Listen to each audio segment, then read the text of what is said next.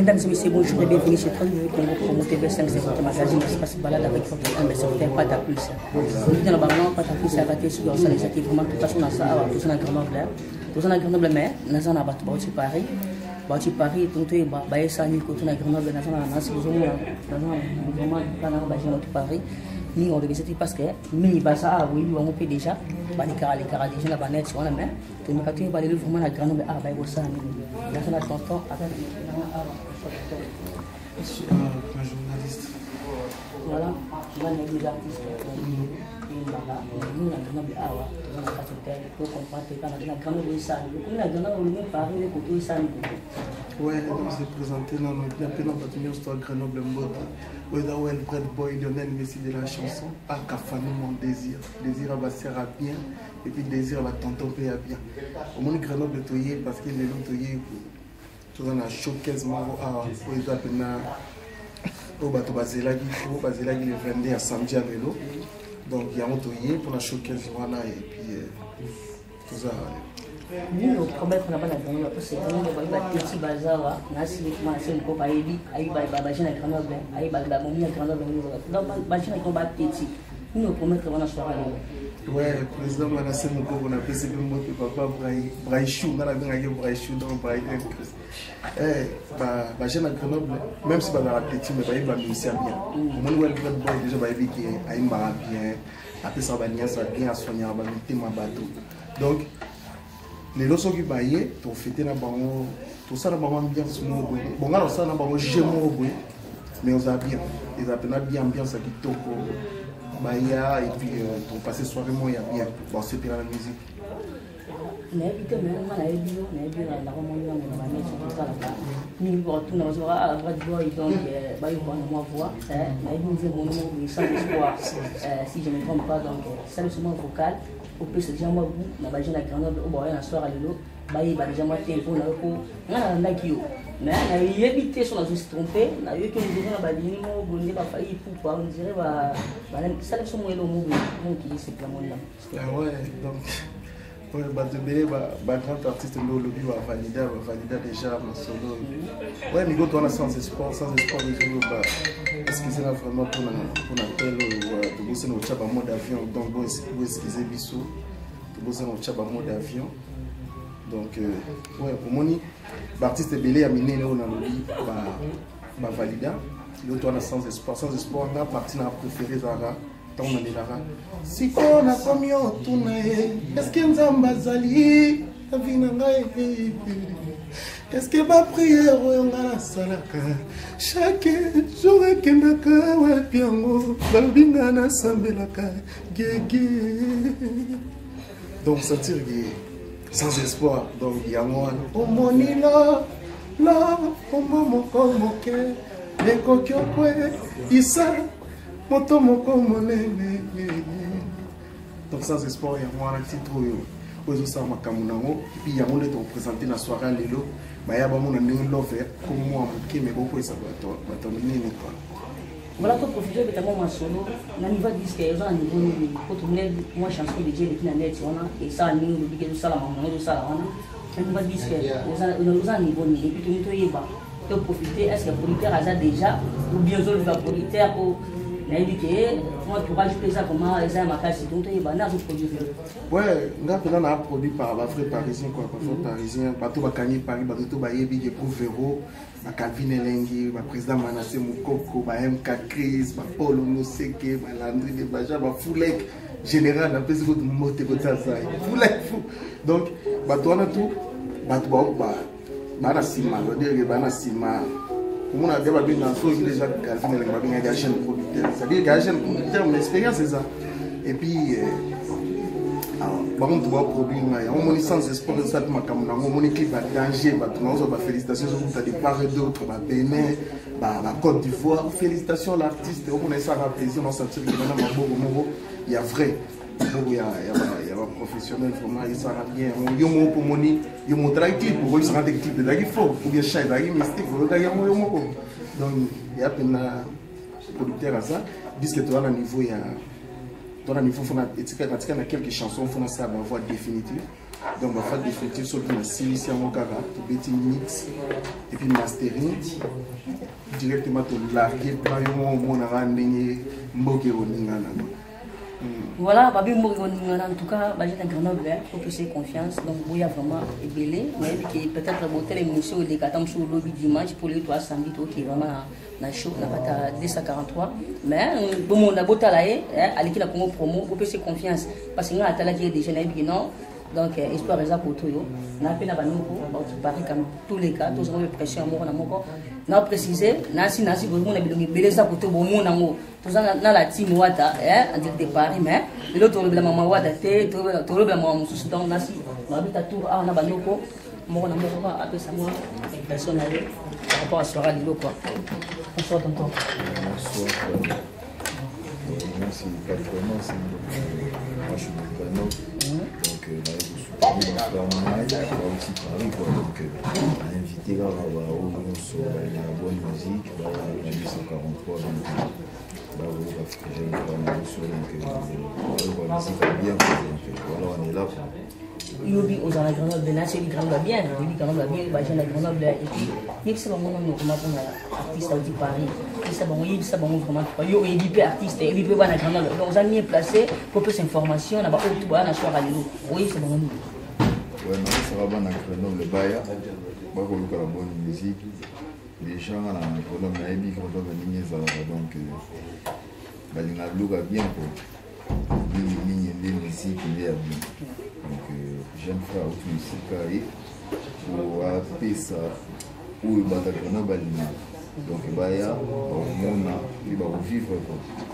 Tembe ça va aller comme tembe tiers comme il va y aller bayo. Va les soirées de la Bitoko pour des gens à Grenoble. On a Grenoble, on a vu l'eau malungé ça non aussi. Mais va piste en occasion bayo comme musique a bien. Baya. Donc voilà. Voilà, on va aller boya ka, donc la musique a bien. Là si vous mettez ça, vous la musique a bien. Pour mini va des canaux Grenoble. Donc voilà. Dans ça qu'on a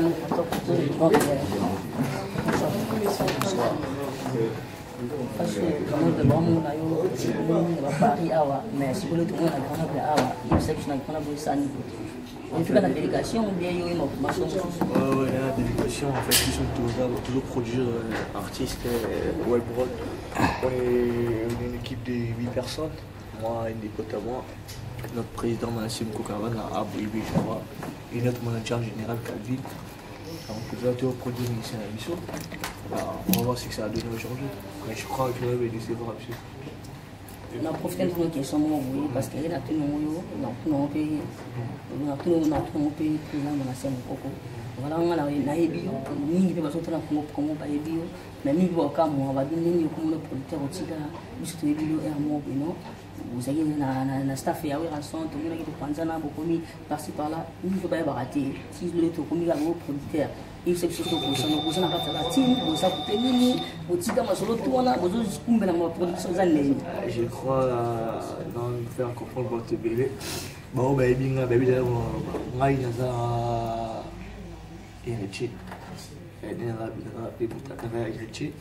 Mais là, j'arrive aujourd'hui pour ma production de comment dire ça. La team visa parler là. Où ils appellent un contrat dans la belle surtout pour les jeunes musiciens. Là, il n'y a pas de souci. Il y a Viotani ici et là à Kala. On a battu nous continuer ça ici là. Il a autosigné le CDI, le contrat CDI, c'est ici, on est ici là. Voilà, on va bien aussi là. Tu es ma soeur, minimité. Tu es ma soeur, donc tu continues kaka. Là, tonton Baza pour Babi. Babi tamola, on a escapé de Baza. Et ça m'a raté ma soeur. Bonsoir tonton. C'est moi dire par rapport à où est-ce que nous va la soirée, on a dû sortir Paris. En tout cas, nous avons les artistes, les autres soutenir l'artiste en Abisso, délégation à Paris, équipe Grenoble, pour la salle à plaisir, on a Grenoble, moi showcase, moi, il y a moi 3 heures du temps, tout ce que ça va dans Grenoble. Donc, délégation de l'équipe à ma casse dans le monde, donc, l'internet plus dans le monde. Donc, nous, on les a fait. Voilà quoi, Boumoni Stony Boy, Boumoni président Manassé Moukoko, Boumoni Calvin Elengi, les jeunes pros, Donc, staff Pineza n'a pas fait ça. Donc, tout ça, tout le monde ne peut pas m'écouter. Mais tout ça, là, comme ça, on a mis sur quoi. Tout soutenir, on a mis sur les jeunes talents, tout ça, on va en avant. Donc, voilà, on les a fait. Voilà, vous Paris, délégation déjà, il y a Paris et Grenoble Awa. Ça lui fait au moins prendre comme non, ça va, les adhésifs, on a déjà posé. C'est que la ville, c'est un calus. Après, voilà. Au tout bas, on va discuter des choses. Mais il se tient dans le cadre de l'université. Tout répond à l'objet artistique de l'histoire. Évidemment, je suis au monde. parce que les artistes, non,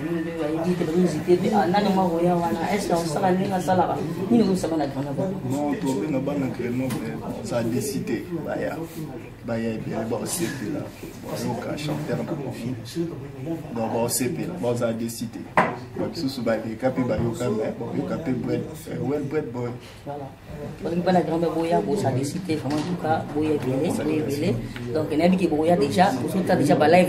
parce que l'émission normalement elle est le dimanche mais les autres samedi pas soirée à l'élo en tout cas balai vezo beta déjà na si vous au na dans boya vraiment et le message na bana na bana so ba landa yo ni na trop de comme P5 pour les shows artiste ouais football aujourd'hui ça sera terrible quoi ça voilà on va dire ça technique là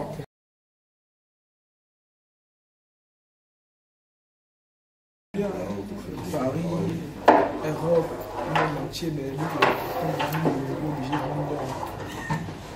par la montée. Je me suis arrêté ici, donc on dit que on a un master et puis Chimwata, ça n'a rien à voir avec ça. Chimwata, c'est une maison c'est autre chose. C'est un label qu'on a créé avec mon pote Calvin Stomibo et puis après. Il y a des liens sur le temps à Congo, Chilobi, donc voilà, l'organisation Paris va se déplacer, on a un nombre donc c'est pas de n'importe quoi. Merci. Ouais, tu es Paris, attends à Grenoble. On va passer mon coco. Ouais, on a Grenoble, boy belé na soirée lelo. Pour un artiste Noël Bread Boy. Avec les jeunes potes, Calvin et Lengi. Donc, sur Paris, c'est-à-dire il y a du sérieux en fait. On peut y belé. On a le droit de plus.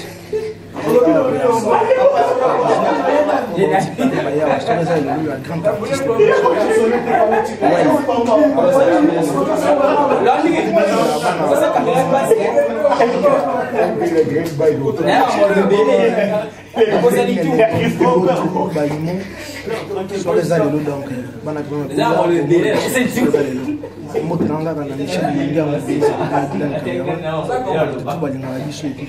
merci beaucoup. Voilà, on a Calvin et Lengi. Bonsoir. Tout ça, on a Grenoble à nous, d'abord, on est venu à Paris, tout ça, on a Grenoble, et ça, c'est Grenoble à Oussane. Tout y Paris, s'est déplacé tout avec Grenoble parce que l'artiste qu'on produit est showcase aujourd'hui. À la showcase avec un club de son. Working out aussi, TG. Et voilà, à cause de notre présence ici.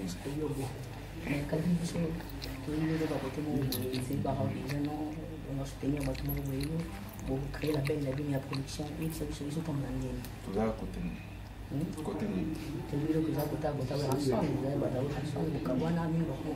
il y a la team, je suis bâti là, donc il y a un monde qui est de ça la belle, il y a musique, ils ont qu'elle est.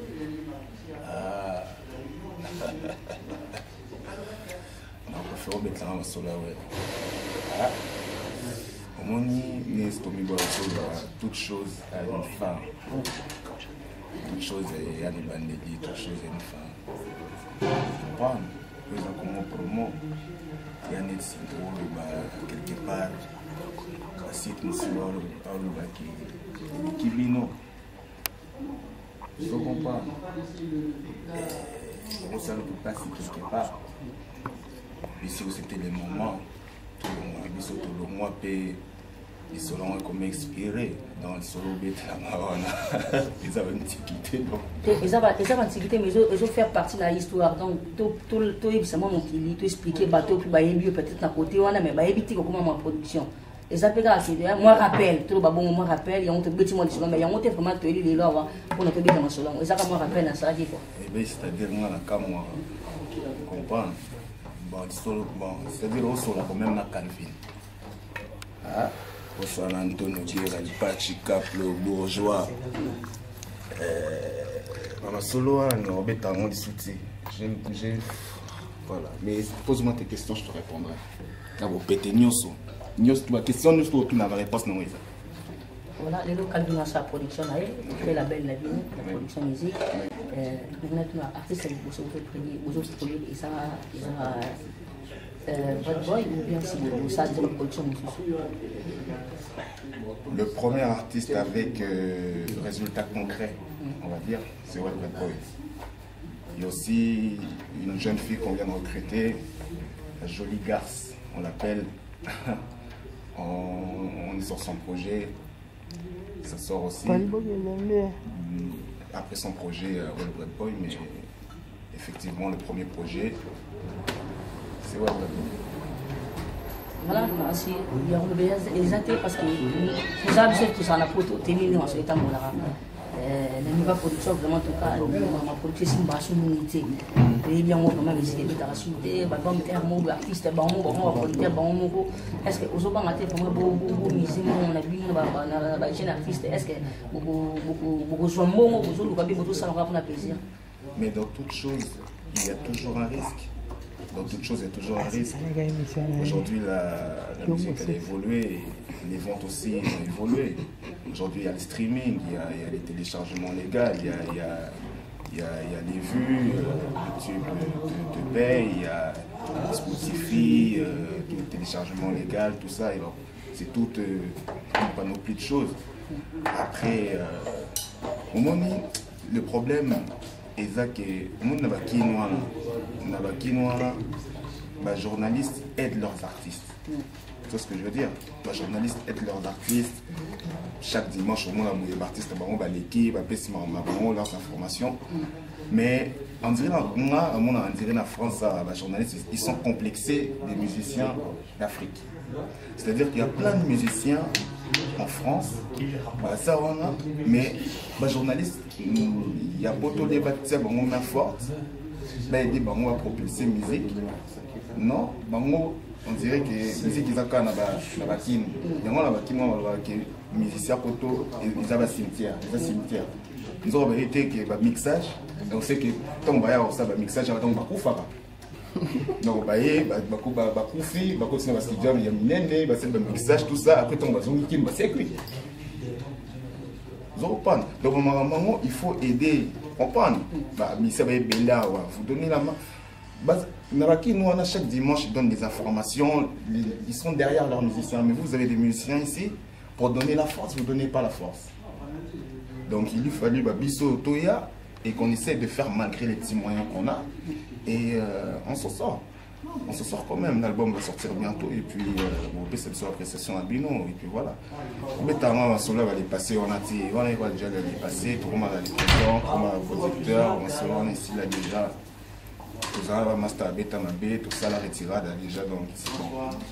Mais pour le but, on va changer sa photo parce qu'il est artiste. Mais il y a des qui ont la production. Il y a la production qui est la partie marketing. Les alliés.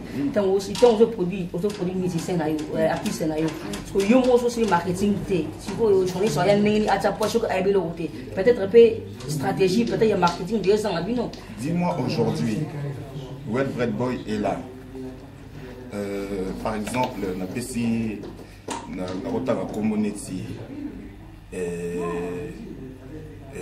Héritier Wata, Azawana. Aux a choisi ça la des émissions. Une émission, quel artiste tu vas choisir en premier? Ça dépend. Ça dépend. Ça dépend. De quoi? Hein? De quoi? Non mais ça dépend. Et là on y a madame Zobima. Et depuis qu'elle que celui Héritier Wata comme ça la promotion à Ebani, peut-être dans ça là il y a un peu de tous à la honnête. Tous à la honnête. On n'est pas héritier. Pourquoi? Parce que Isa n'a compris un phénomène où on a tenu. Tu viens de me poser une question. Aza artiste sur le bilan, Aza guitare sikoyo, abana au palo, plan musicien sans difficulté. Et puis surtout quand est-ce qu'on a secret, il y a album, au moins on sous la richesse, moi on a kati, on sous artiste sous la kin balamoti. Tu comprends? Donc il faut aider les musiciens, il faut les aider, ils sont là, il y en a plein. Binon des journalistes, dans la Kim Kuna, toi, mamie il est là, mamie il est là, tous en a Natilo Kolé, tous en a PM, tous en a un tel et un tel. Parce que je veux dire, Bino Pegoza, Kotoyo, aidez les musiciens. Aujourd'hui, pour qu'un artiste comme Web passe, dans quel site, il faut qu'on paye 150 € à 200 €. Alors que c'est un musicien. Et quand un musicien vient de Kinshasa, les gens ils sont prêts à aller le chercher à l'aéroport ou bien à partir à l'hôtel où ils sont. Et ils font des émissions gratuites. Donc n'est-ce pas qu'on porte la priorité? Maintenant, répondre à la question, on a la question déjà. Donc, répondre à mon thème. Sans la tenue R, on répond à quand on a production déjà, il faut poser l'équipe, il y a marketing, et puis la maison, il y a production, il y a distribution, et ça là-bas. Artiste, la musique, musique, c'est un bon. Musique, c'est un bon. Il faut quand même arriver à moi, c'est musique, c'est un bon. Après, voilà, il y a la cinéma. Ça ne dépend pas de l'artiste. Ça dépend de la maison de production dans laquelle l'artiste est engagé. Tout ce qui est marketing, promotion, tout ça, ça nous regarde. Parce que je veux dire, donc tout ce qui est distributeur, tout ça, on a un artiste. Et pas l'artiste. Mais l'artiste, il faut qu'il se vende. Donc d'où votre rôle est de les mettre en avant. Les sites, la minute, c'est ce que je veux dire. Les l'auto, c'est une émission polémique. Mais tant que tu as mon site, il y a la main. Comme promo, il y a Bostabino. Rafnil. Les gars, Patronos. Pataplis, Brunel. Donc, ouais, c'est un peu ça. C'est un peu ça. Il faut aider. Les mecs, non, c'est pas. Soza, aussi la Mahama Tembe, aux artistes, aussi n'importe quelle chanson. Il y a artiste Moroya Mouné, n'importe quoi. À Palolango. Et puis je pense que ça sans problème. Voilà, Calvin a ce message parce que Balandio déjà comprendre mon mot donc surtout les journalistes il faut soutenir les jeunes artistes au bateau Bima donc voilà a ce message mot de la fin là-bas fait Grenoble et puis la maison de production déjà ou peut-être à ça a besoin à approcher pour la production et les gars il faut contacter Nani moment de la fin. Non mais il y a l'adresse email gouverneau.com. Si on voit ta candidature, tu passeras par la chargée de communication Nanette à Zawana. Et ensuite, il y a le manager Warren. Ils écoutent et ensuite ça vient chez moi. On écoute avec nos collègues, ils disent que c'est bon, on revient vers toi. Si c'est pas valide, il n'y aura pas de réponse. Donc aujourd'hui, on est là exceptionnellement pour web. Et puis, non, il saute comme moi. Il saute au mois, tout à l'heure, tout finit ça est l'homme parce que on considère que voilà, l'autre c'est émission, tout chrétien, tout le bureau, tout fini mon tout. Donc, on a ça la erreur. Hein, on veut bien on a ça la erreur. Il y a que tengama. Tout ça n'a pas. Calvin et l'engel Pachikaf, le guerre. Merci. Voilà, là c'était vraiment Calvin, merci. Oui, peut-être aussi comment on va ça, pour nous approcher. Moi je suis déjà un petit mois à la fin, parce que la salam dans la famille. Si vous êtes derrière le baron, mon grand frère, il portait la vie à Kamalex, un ancien moment, présent au Kénier. Et on voit le table et on a fait une direct dans le terrain. Donc, toute la team, c'est le salam. tolongwa mpe kuna mpe mpe esila soki lokotoneli biso tosali biso mwa ordre artiste kaka biso na biso tokobaka mpe pourquoi tolongwaki lebi tolongwa mpe tolongwa te pourquoi tolongwa. Voilà, te promettre Bino, donc, aux écarts, moi, et l'autre, tout ça, là, pour appeler Sénabiso. Donc voilà, vous avez toujours branché dans le 3 du Congo pour monter le 5. Voilà, à la prochaine vague.